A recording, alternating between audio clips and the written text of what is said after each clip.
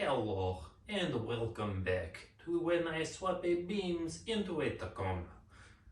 Turned into a Mexican accent towards the end. Anyway, this is just another one of those intros because once again, this footage was shot a long time ago before I thought to actually include what I'm going to do in a video at the beginning of it because people generally want to know. Anyway, this is another one of those, but this is a warning. This is a rant. Wasn't supposed to be a rant, but that's what it turned into. Basically, I bought the Xcessive Manufacturing bracket to convert my Beams alternator setup to run a JZ one. And I discovered some things that I'm not happy with, and then it turns into me complaining about the company for a little while. I've had some not great experience with them, but I'm just gonna leave it at that. So if you wanna watch some lanky guy complain about the company and the way that they build stuff and their quality and whatnot for 7+ minutes, this is the video for you. If you're interested in seeing the actual conversion bracket and how it fits, also kind of the video for you. You'll want to watch this at least a little bit.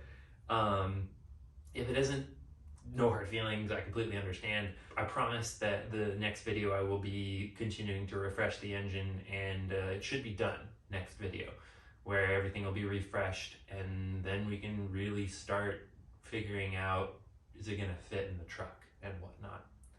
So no hard feelings once again if you don't end up watching this video. Still amazed, by the way, 3 people subscribed to me. Thanks for that. You really don't have to do that, but it's a pretty cool feeling considering I didn't share this anywhere on any of my social media platforms or anything. They just kind of came, so that's really, really nice. Anyway, yeah, so on to the rant video. I'll be back for the outro after that.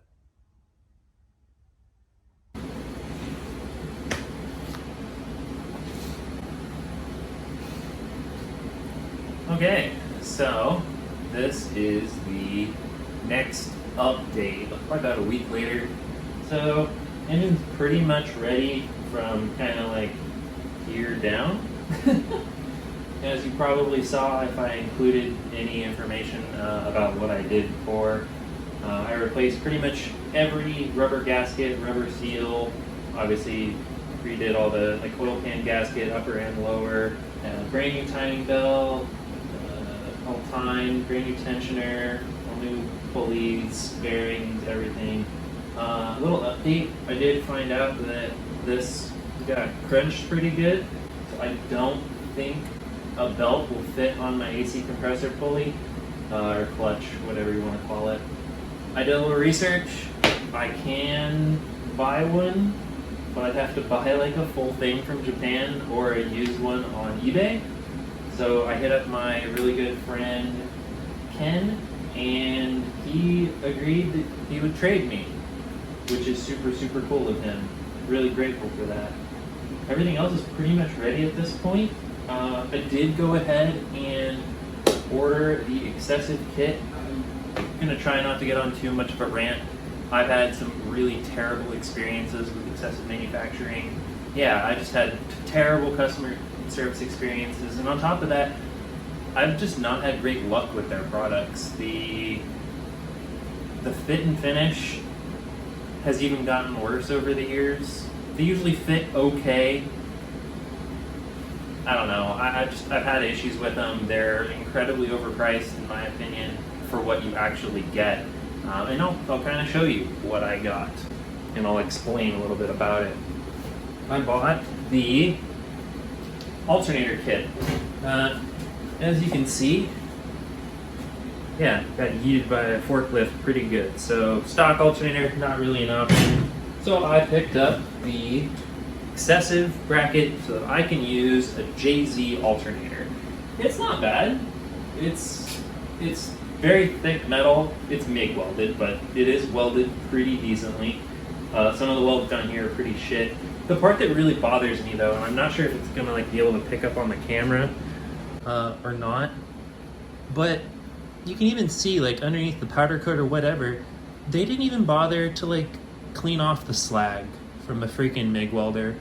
And they just coated right over it. And that's all over it. it's just poor. I don't know. Like if it was more inexpensive, I'd be like, okay, yeah, I guess. But like, you pay $160 for this bracket, a belt, and the world's cheapest hardware. I'm not even going to use this stuff. And like that doesn't even like go into the next little bit that really bothers me. Sorry if that was loud. So the original bracket had provisions right here to brace the intake. That's all from the factory, designed that way, and everything. But the Xcessive kit, and now I am happy to say that they do write that in their description. They do say that mount is not there anymore. Why? So that's the part that really bothers me. It's like they're going off the assumption, oh, everyone's going to ITB this anyway. Well, no, we're not, because ITBs can be very expensive and require dedicated standalones. A lot of people just want to run the stock ECU and keep it simple. It wouldn't have been that much more work to engineer in the part here where the intake would attach. Yeah, it would have taken a little bit more time. It also probably wouldn't have looked as nice as this, because there'd be a little thing over here. But like, come on. See, anyway, I'm gonna do my best not to just keep ranting on and on and on about this. Another bit though, so the dipstick, the top of the dipstick actually on the stock bracket for the alternator has threading here. So basically the bracket coming off of that is secured with a single bolt just going right in through here into threads. Well, see this? Yeah. They give you a freaking nut and bolt. Like, it really wouldn't have been that much more work to tack a nut on the back side.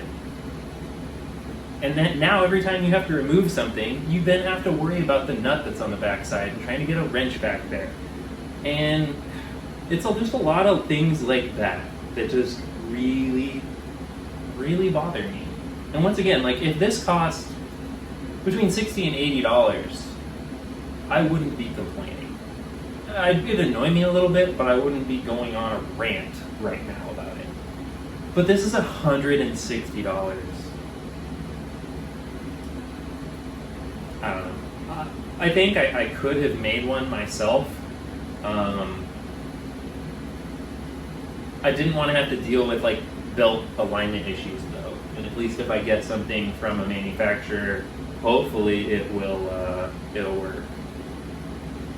Anyway, I'm gonna stop just complaining about it. Yeah, that kind of gets at the speed. So now, I really despise this hardware that they provide. It almost always uses like a metric head that isn't like the normal kind of Toyota or Nissan one. It'd be like with like BMW or something with like a 15 millimeter. It's like, who the fuck brings a 15 millimeter with them? Like, so I'm going to be going through my bolt bin from all my 7M and 1J and Toyota bolts that I have and try and find ones that I can use for this, because like, it's not even like flange head.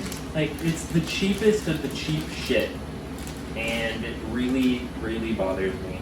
I do plan on modifying this so that the intake is supported, because I'm of belief, hasn't been the easiest thing to admit and learn over the years working on cars, but there's a reason that, you know, engineers at Toyota do something a certain way. I've learned it's pretty easy to ruin something on a car when you're modifying it. It's a lot more difficult to actually improve it, because it's like those engineers actually, I don't know what they're doing. Anyway, like I said, I believe they had a reason for putting that brace up there. That is a pretty freaking heavy intake, and it does hang out a fair amount. So I am going to figure out a way, basically, to put that back on here. Will it look as nice? No, probably not. But I think it'll function really well. I have a theory. I think it should work, aside from just the plug, which I might have to repin. I have extra 7M alternators, because I've had a lot of 7Ms. So I'm going to actually try a 7M alternator in this, because as I've said before, I'm trying to keep this on a budget, I already own a 7M alternator that I know is good. And that's a lot cheaper than even buying a JZ alternator. So yeah, I'm gonna try and put that up in here, mock everything up, and I will update when I get to that point.